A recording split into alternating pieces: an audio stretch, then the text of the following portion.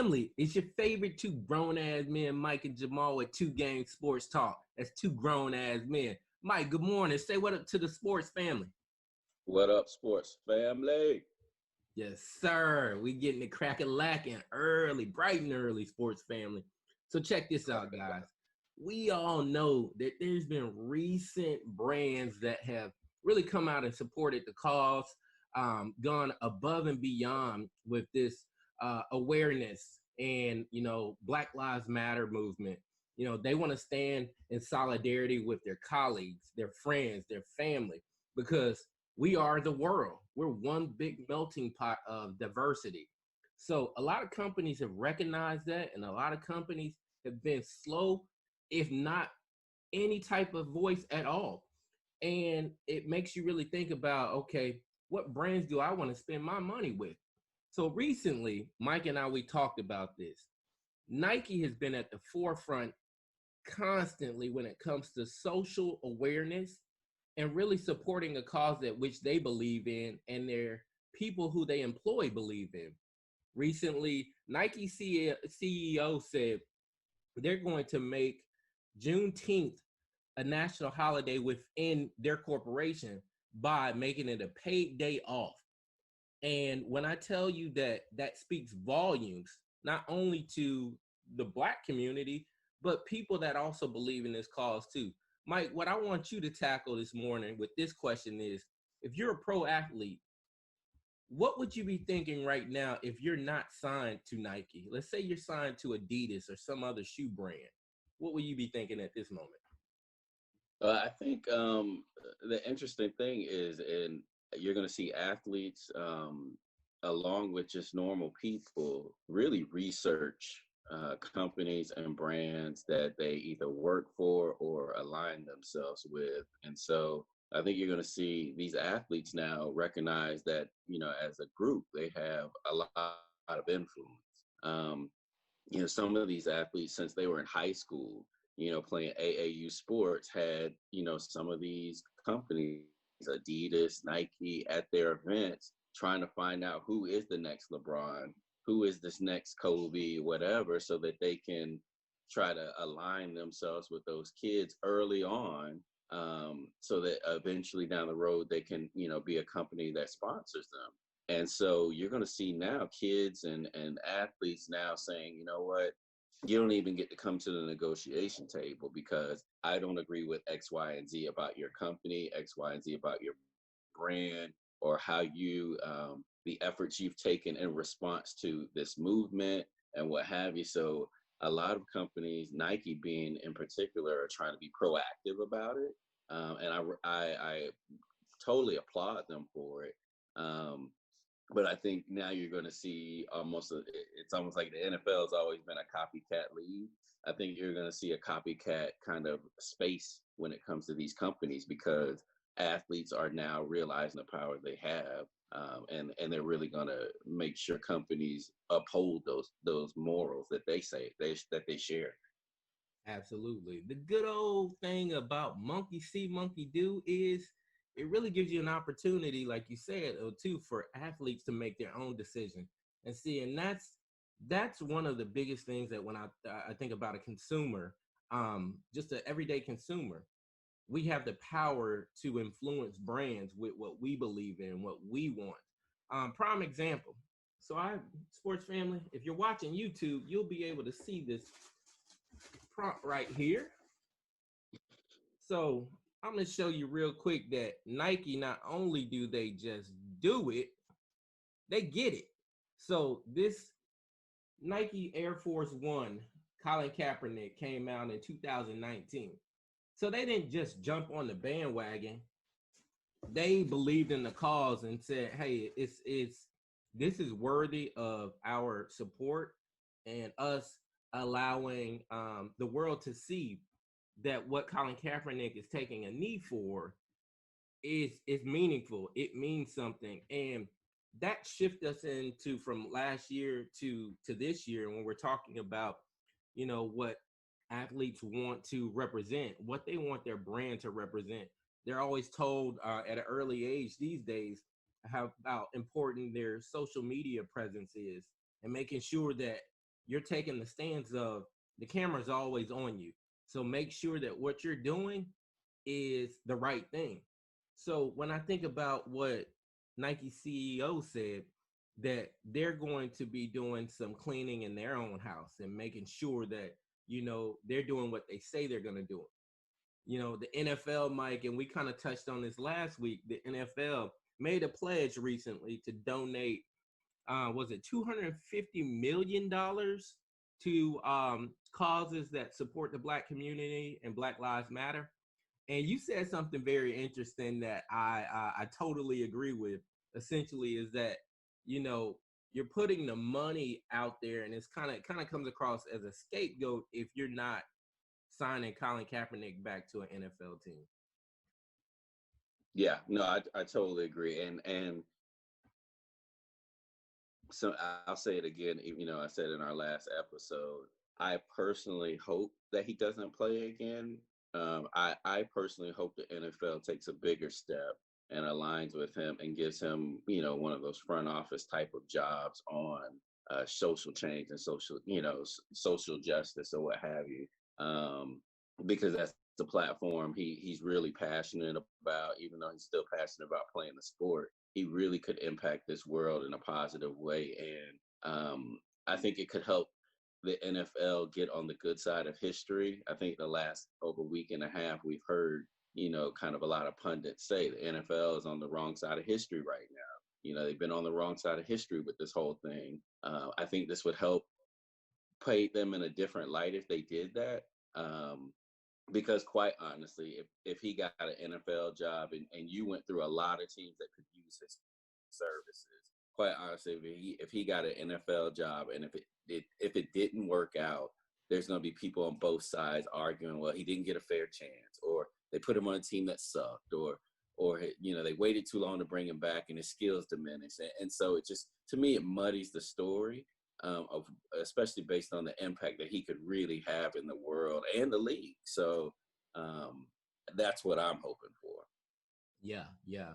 I think any type of leadership role that Colin Kaepernick could bring a lot of good change and positive change to the landscape of this awareness that we're in. I personally hope it does not die down, because we've seen before where the NFL, for example, this commercial, they for all the right reasons shoved it down your throat. So remember a few years back where the NFL was taking a stance against domestic violence, and every other commercial was this NFL commercial where they showed an interaction between a girlfriend and a boyfriend, or husband and wife, and it was the clear result of physical abuse and domestic abuse. And that was during the cusp of a lot of athletes and their girlfriends and wives getting into some type of domestic argument. And so the NFL took a stance on it.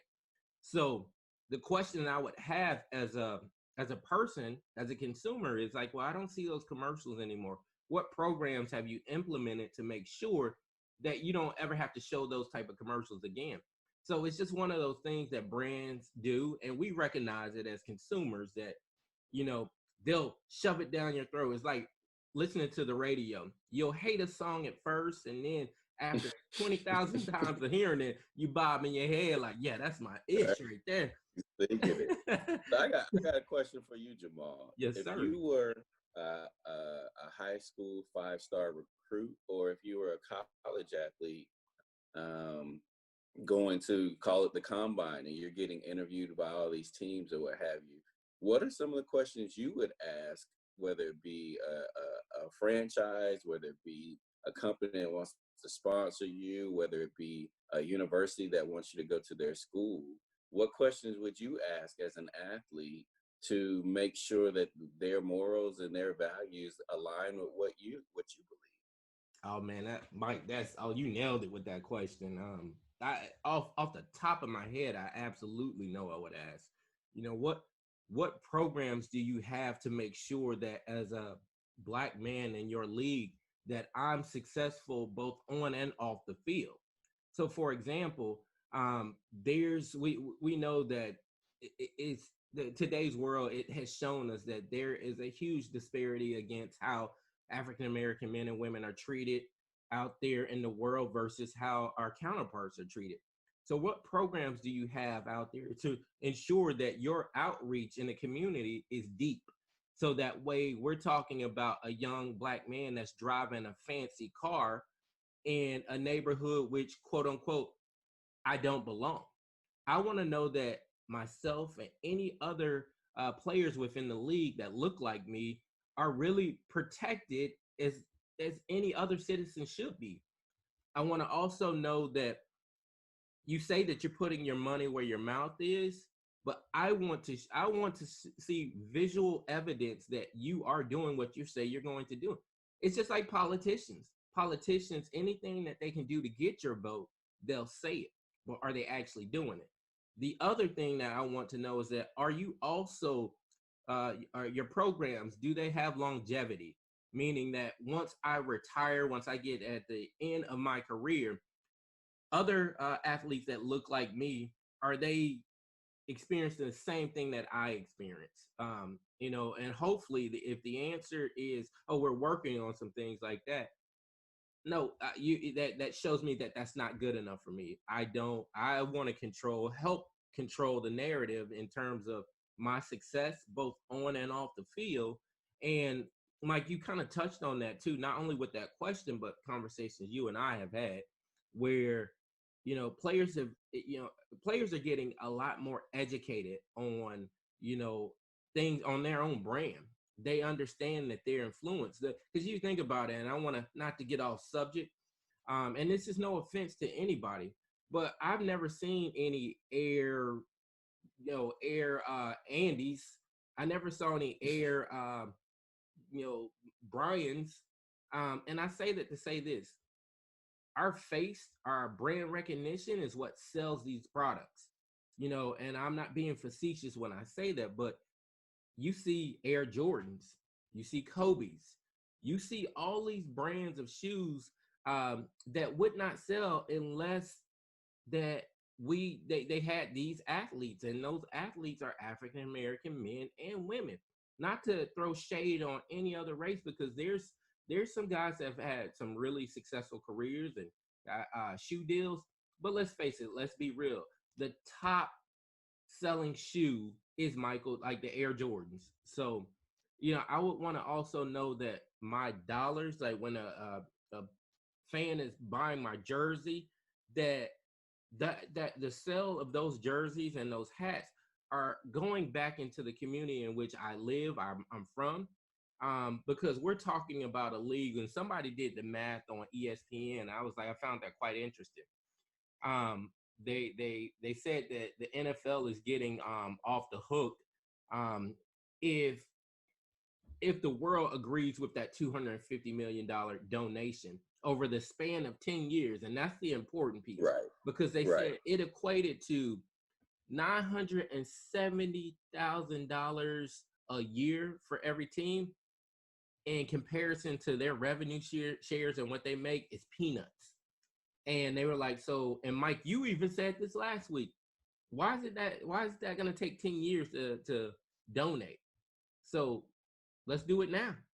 Let's do it now. And that's the thing, that when I say control the narrative, and, of course, some people will say, well, they don't have to give you shit. You're absolutely right. But think about that.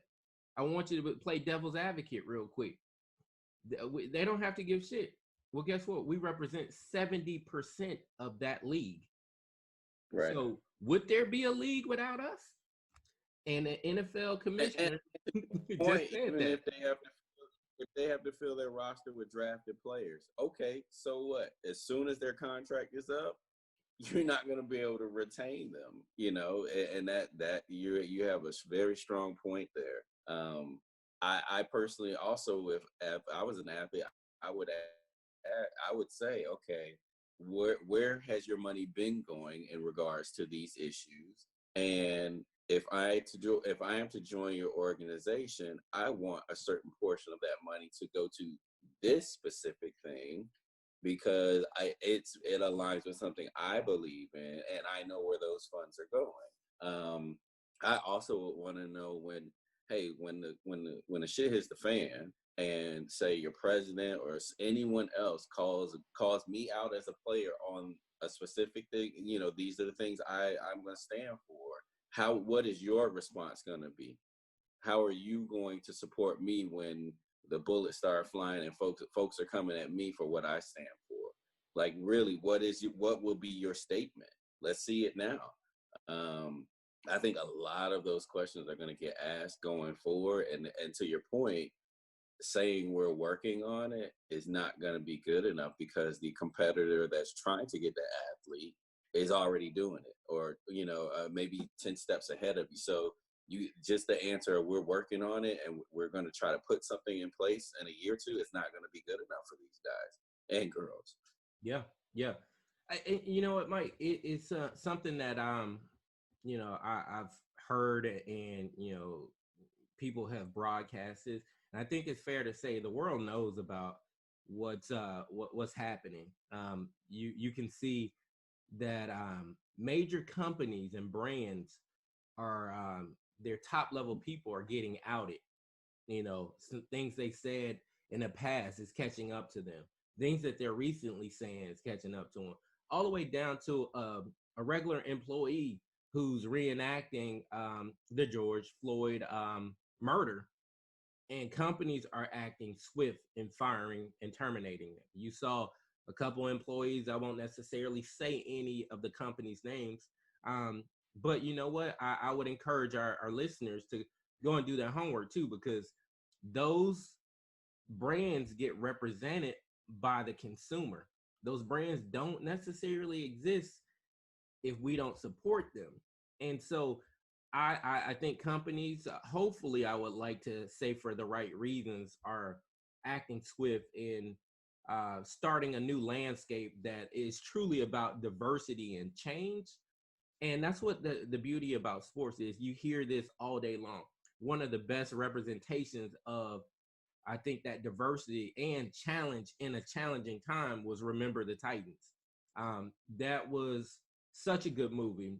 And as we said a week ago when we put out a playlist about this, the playlist of music of our lives, just think about that. That's a movie that everybody can relate to. Now, that Remember the Titans wasn't just a made up movie. It was the reenactment of a real situation, and it dealt with segregation, it dealt with racism, it dealt with brotherhood, it dealt with so many things that we're having to deal with today in 2020. And it's a shame. But I want to get back on the topic. I want to ask you this, Tote, and that was a hell of a question that you asked as a young athlete entering into a pro league. Um, if you were a young athlete, how important would it be to know about the locker room atmosphere in terms of the veterans, the presence of kind of quote unquote that big brother? Yeah, I mean, I think it's really important. I think the challenge is, you have to look at it kind of in two phases. In college, you're kind of getting to choose where you go, right? And so getting that real information from some of the players that have been there, and maybe not necessarily a star player. Maybe find somebody that's down on the depth chart. How are they dealing with it? How are they being supported? And how do they feel the locker room is? Um, but really trying to get that feel of, okay, is it just the offensive players hang out with each other, or just the defensive players, or just the black players, or just the white player? Like, find out where the clicks are. How does that locker room maneuver?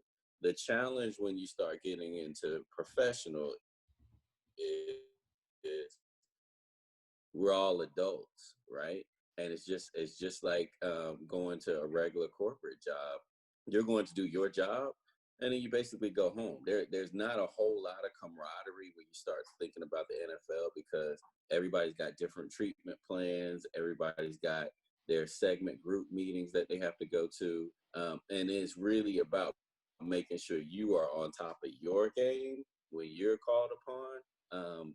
So that's why you see the teams that do really well are teams that have had a nucleus of players together for a while, because then they can kind of create a culture. But it's really challenging to kind of understand or figure out what the locker room culture is as a pro, because they're all adults, and as soon as the clock is over, they kind of all go their separate ways most of the time, because everyone's got their own brands, everybody's got families, everybody's got things they're trying to do. So um, that's a tough one to kind of figure out. But again, I think you really press on questions of, okay, what's the coaching staff like? What's the support staff like? What does the diversity in those staffs look like? What are the programs? What programs do you have to take players, as you said, when their careers are ending or getting near the end of their careers, or even a young player in his career that's trying to set up for retirement?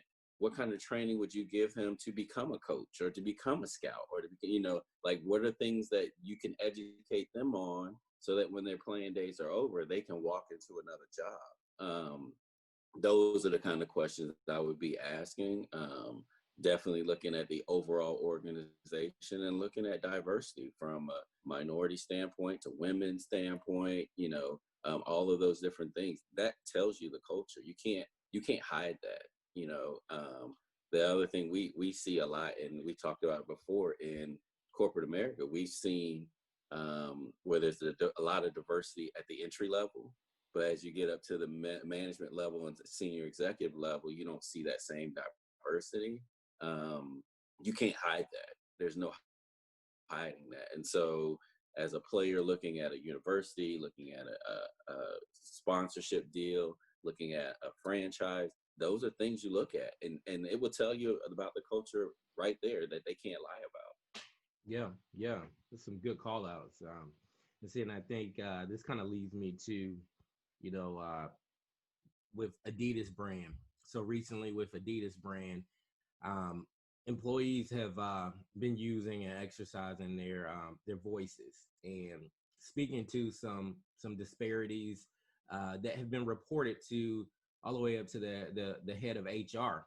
They're calling for the head of HR to resign because these problems, these inequalities that the employees are talking about have been just dismissed as noise. So they have been on strike for the last X amount of days, and they're saying, "Hey, look, it's not okay. We need to be heard. These things have we've experienced." And you touched on something that let's face it, let's be real, that happens in the corporate landscape all day long, where minorities, primarily Black people, are good enough for the entry level jobs.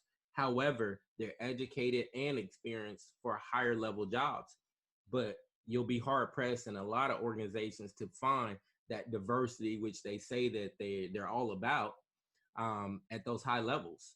And for a young athlete or older athlete that's been in the game, I think it's even a shift in the way that we think about. Okay, it's not just about, okay, of course I know I belong in this league. I know I belong in this at the table with everybody else because I have the experience, I have the education. So it's that shift of, okay, do I really need them or do they really need me? Without me, would there be this brand? And so it makes me think about seeing all the recent resignations, whether voluntary or involuntary. It seems necessary if companies are going to make this catapult to this new future. They can't do it with the old way of thinking, that good old boy way of thinking. Mike, let me ask you, in terms of how long do you think it will take major brands and corporations to rid themselves of that good old boy mentality for the betterment of the future? Uh, you know, that one to me is a little hard to a little harder to unpeel, because what moves and motivates these companies is the bottom line. It's the money, right? It's the income, it's the profit. And so it really is going to have to be a sustained time period of folks not supporting that brand and not spending their dollar on that brand for them to have a meeting, emergency meetings together and say, okay, we got to do something different. Like, we're seeing our profits continue to erode. We're losing market share. We're not resonating with with the society anymore. Like, what do we need to change about our brand and our product? So I think, kind of short term, decisions or protest or whatever may not necessarily do it. Like, it has to be, I think, a sustained time period. But I think right now, because of technology, people are able to educate themselves more about certain brands, and say you don't like a certain brand, you can now find another brand that may be a minority owned brand or a brand that supports causes that you believe in, and it's now easier to shift your dollars. Whereas before we had the technology we have now, you were kind of stuck. Like, I can only go to Walmart. I'm going to go to Walmart. Like, there's different things like that. So um, the other thing I think too is, I think as fans, we need to demand more of our athletes. So if you want me to support you as an athlete, you want me to support your brand as an athlete, I need to kind of agree with where you stand. What is your stance on certain things? So Jordan got away many years without having to really say what his stance was on any political or any social issue, right? I don't think that would be accepted nowadays. There are a lot of athletes that's try to shy away from that. And I don't think that's going to be accepted nowadays. So as much pressure and things that we see going on leagues, organizations, universities right now, I think you're going to see a certain amount of pressure shift to athletes too. Like, you want to have a brand. What does your brand stand for? And people want to know what your brand stands for on specific things that I think is going to be very interesting too. Yeah, that's a really good point, and I'm glad you brought up Michael Jordan and Jordan Brand. Jordan Brand, we know, of course, with Jordan Brand and Nike are at the top of the list in terms of shoes, endorsements, with pro athletes, and he's always been that kind of silent partner, and it's caught a lot of backlash in the past. Recently, he also, of course, has donated a massive amount of money to support causes that relate back to the Black community, and causes to help ensure that hopefully we're not in the same landscape years down the road. But I think it's important for everybody, whether Black, white, or whatever your ethnicity is, um, to know that not everybody's going to lead in the way that which you want them to lead. For example, some give money to the cause, and that help pay for things to catapult us again into a new year, a new day and age. And we have to ask ourselves, are we okay with that? Oftentimes, and you said something, I agree with you. I think we also need to turn the mirror on ourselves too and say, what are we doing? The excuse that the average consumer will make is that, well, I don't have the type of money and influence and power that Michael Jordan does. Yeah, of course, that's obvious. But what if we all band it together? So if we're talking about a million people, everyday consumer, and we all donated $5 to a cause which we all believe in. See, and I think that's the scapegoat for us as consumers to say that, oh, I can't, I don't have. That's an excuse. Mm-hmm. I always hate to shit on Papa John's, but I will take every minute too. It just goes to show you the power of a consumer. Eating pizza has no color bounds. Everybody enjoys pizza. But it's unacceptable when the founder can go on a racist tirade and say the things that he said. Everybody's entitled to their own opinion, but when you're a business owner, you have to think about, hey, look, are you hurting your brand? In fact, I love it when people get caught for being who they really are, and and now I can make a very valid opportunity to say yay or nay. Yeah, I'm gonna purchase your pizza, or nay, I'm not. And I'm gonna switch gears real quick to someone like with James Harden, who is on Adidas brand. So kind of back to your point, us demanding more out of our athletes, our pro athletes that represent these brands. So what if that shift from, Adidas brand to Nike, where, James Harding said, Adidas brand, I'm not okay with what these Adidas employees are saying. I want to find out. Let me see a directory of your personnel, and I'm reading the names and their pictures associated with it. In no way, in shape, or form are we saying that those people in those positions don't deserve to be in that. But what we're saying is, if there's a huge disparity in terms of African Americans and not in these positions, then I'm going to ask the question and say something's wrong with this picture. Um, to say that we're good enough to be the face of this shoe, but not good enough to be the face of a corporate entity, that's absurd. So I would absolutely challenge and expect my pro athletes that look like me and you to have a voice as well, not just about getting their bag and then being okay with taking their bag all the way to the bank, you know, because it's so important for us all to understand the power and the influence that we have with the brands that we support or don't support. So Right. I And really, to your point, it's not like we're saying those people aren't qualified for those jobs, but we're saying there are also minorities that are qualified for those jobs. And you're also telling those companies that given your brand, if you're telling me your brand is so strong, your brand should be strong enough with the society to be able to find that talent that is diverse and qualified. We're not saying you got to just go find diverse and not qualified. If you've got a strong brand and there's a brand affinity for your product, you should be able to find talent anywhere that's qualified, no matter what the demographic is. So if your organization looks like just basically one or two demographics, maybe your brand isn't as strong as you say it is, or you're not using your brand appropriately to make sure you have a diverse workforce. yeah, yeah, very well put, very well put.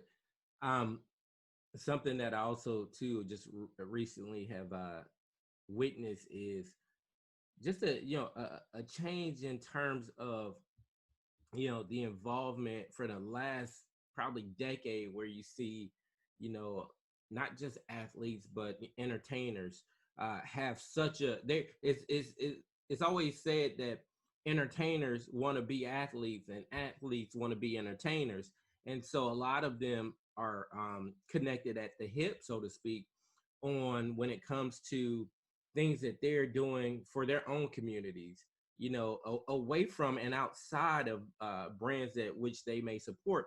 But they're also bridging the gap to having almost way this three-way communication, and it tackles all areas.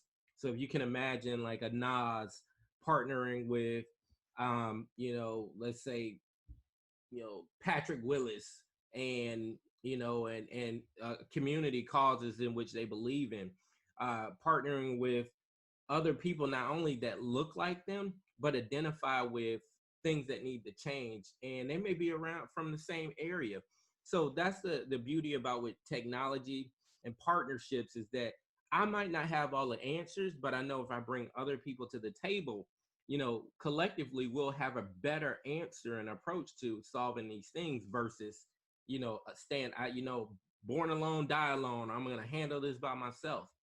And I love seeing that shift, because now what by inviting other people to the table again, on causes that are that mean something, causes that impact the community in such a way that now what we're talking about, okay, how do we keep this machine going, and that's I think that's so cool, because you see how many celebrities are at these games. I love watching NBA games, and one of the faces that is always recognized when you're watching the Lakers games, is Jack Nicholson. You Yeah, all from the very beginning when we were kids, up yeah, into last year, our early right. was it early Or March. even Spike with the Knicks. Yeah, yeah. So it's I think it would be naive and foolish for us to think that it's going to happen in 30 days or 60 days and 90 days. But I do think that companies and the athletes that help represent these companies should put it, almost like a hiring process. You got a 90-day probation period. I think athletes should do the same thing for the companies, and consumers should do the same thing with the companies as well. So in 30 Hmm. days, I'm gonna check with you. We're going to have a one-on-one, and we're going to talk about where the things that you've said that you're going to implement, and we're going to hold you to that standard. Put And them on a performance plan. I'm telling you, and I think that's a way to help keep these companies honest and help keep them to their word, as well as also for us to stay on track too, as well as the consumer. Because yeah, we're all riled up and we're ready to invoke change, and then time kind of gradually. I think companies they're like, hey, it's gonna wash away and blow away in time. Just give it time, and Yeah. that's the thing to help keep us on our p's and q's as well. What you think about that? No, I mean, I agree with that. And I think it's gonna be interesting to see how long people stay in this space. Because we've seen historically, not historically, but over the last few years, people get upset, they rally, they protest, and a couple weeks later, it kind of all fades back to familiar normal. Um, it feels like right now we may not fade back to a familiar normal, but we haven't really been in a familiar normal for a few years now. So it will be interesting to see how long this goes and what lasting change kind of takes hold. Um, but I'm all for it. Yes, sir. Well, sports family, there you have it. That's the perspective of two grown ass men. We're talking about again, these brands such as Nike and Adidas, these major brands that are supported and backed by, pro athletes such as James Harden, Michael Jordan. The list goes on and on and on. So the question is, what brand will you support and back your pro athletes with? Sports family, it's been a great episode. Thanks for tuning in. Stay tuned for more dope content because we're going to drop them bombs on you guys and like never before. You can follow us on YouTube, Instagram. Check us out on Buzzsprout. We list a podcast every week where we're dropping this knowledge, and we're going to get to the point where we're going to start interacting with you, and we want to get your feedback. So, sports family, thank you. God bless, and we love you. We out. Yeah.